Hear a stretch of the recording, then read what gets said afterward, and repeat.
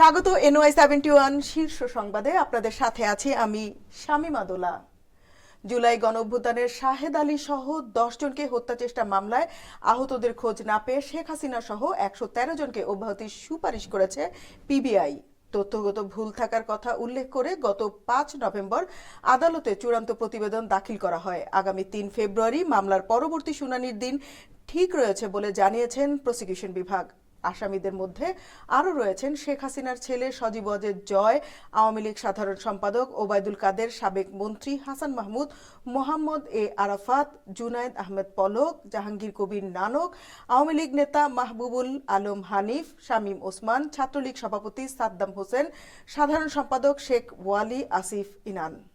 রাজধানীর গুলশানে বিএনপি চেয়ারপারসনের রাজনৈতিক কার্যালয়ে বিএনপি চেয়ারম্যান তারেক রহমানের সঙ্গে সাক্ষাৎ করেছেন ঢাকায় নিযুক্ত ভারতের হাই কমিশনার প্রণয় ভার্মা।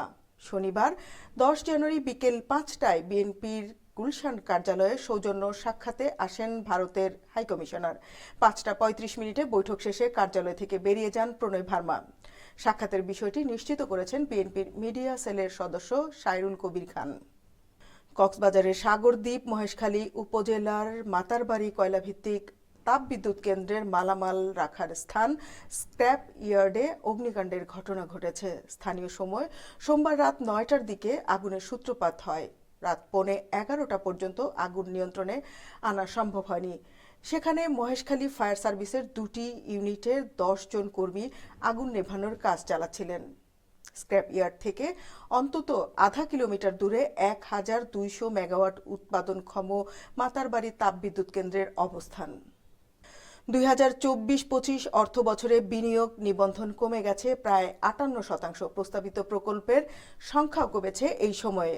ডক্টর মোহাম্মদ ইউনূসের নেতৃত্বে অন্তর্বর্তী সরকার দেশ চালাচ্ছেন প্রায় 1.5 বছর। এই সময়ে বিনিয়োগ আকর্ষণের জন্য দেশ বিদেশে বিভিন্ন সেমিনার ও সামিট আয়োজন করেছে বাংলাদেশ বিনিয়োগ উন্নয়ন কর্তৃপক্ষ বিডা।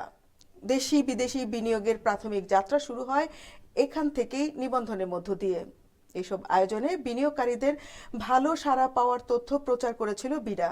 কিন্তু এসবের প্রতিফলন দেখা যাচ্ছে না বাস্তবে। উল্টো 2024-25 অর্থ বছরে বিনিয়োগ নিবন্ধন কমে গেছে।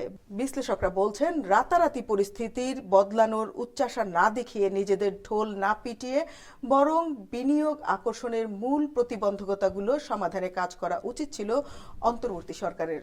আজ এ পর্যন্তই। সব দিকের সব খবর পেতে চোখ রাখুন NY71-এ।